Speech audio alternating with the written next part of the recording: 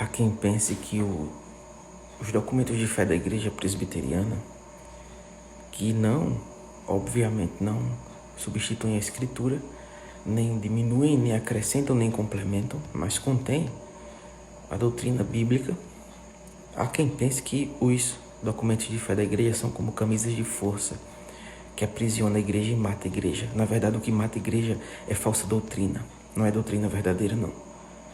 Doutrina verdadeira faz o crente crescer em graça, em conhecimento, e faz ele agradar o Senhor da forma como o Senhor quer ser agradado e adorado.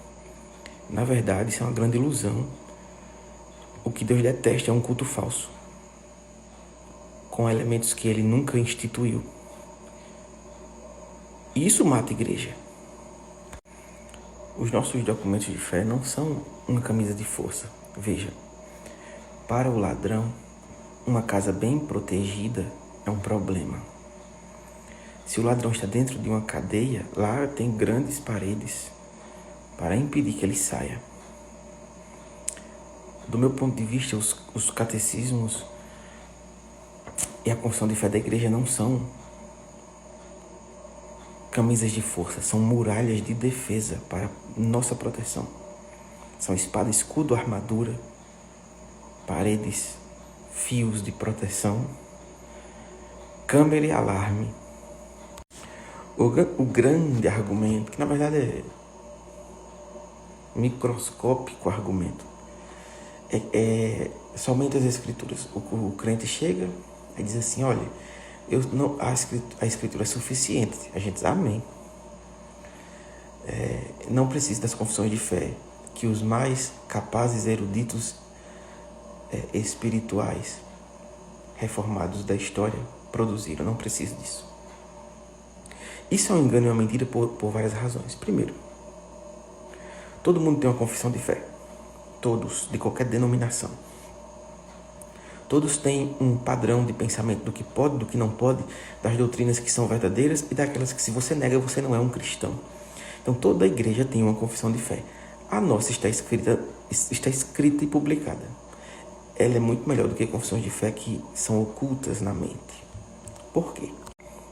As confissões que estão ocultas na mente são iguais àquele adventista que é arqueólogo.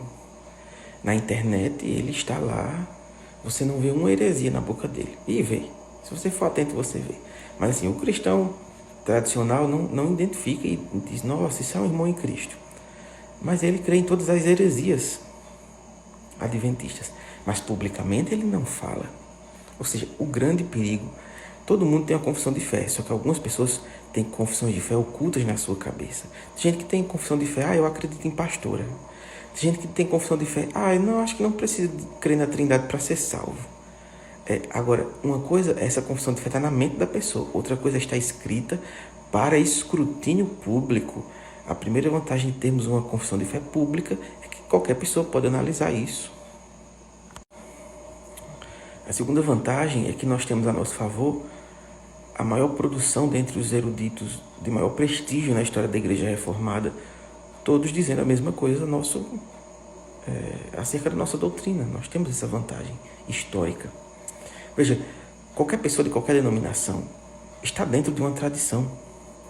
Se você vai fazer um sermão, seja em qualquer igreja, você vai fazer um sermão que explica a Escritura dentro da sua tradição.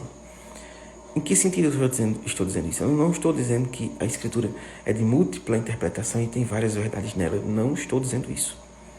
O que eu estou dizendo é que pessoas usam comentários de pastores que eles confiam e essas pessoas comentam dentro de certas tradições pneumatológicas, cristológicas. Então, todo mundo tem uma confissão de fé e uma tradição.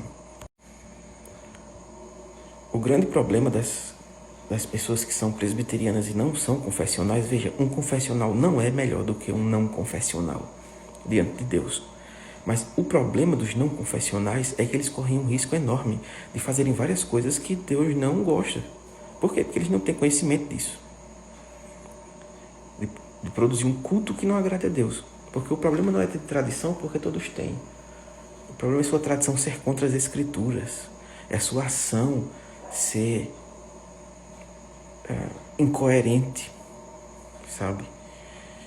Vou dar um exemplo. Se você vai produzir uma canção, ou se você vai escolher uma canção, você escolhe dentro de um padrão de doutrina.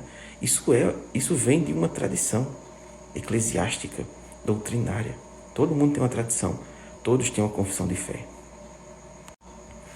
Eu vou finalizar essa série de vídeos, que possivelmente ninguém vai assistir, explicando sobre o Catecismo Maior de Westminster. Nós temos a Confissão de Fé de Westminster, e o Catecismo Maior é como se fosse a Confissão de Fé explicada bem detalhadamente dentro de perguntas. Se eu não me engano, são 196.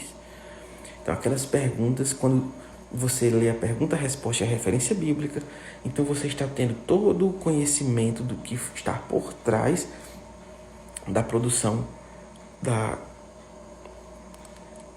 Confissão de Fé de Westminster, tá? Então você tem um mar de riqueza para seu crescimento doutrinário lendo este documento e as suas referências bíblicas, as quais fundamentam aquelas verdades ali. É isso.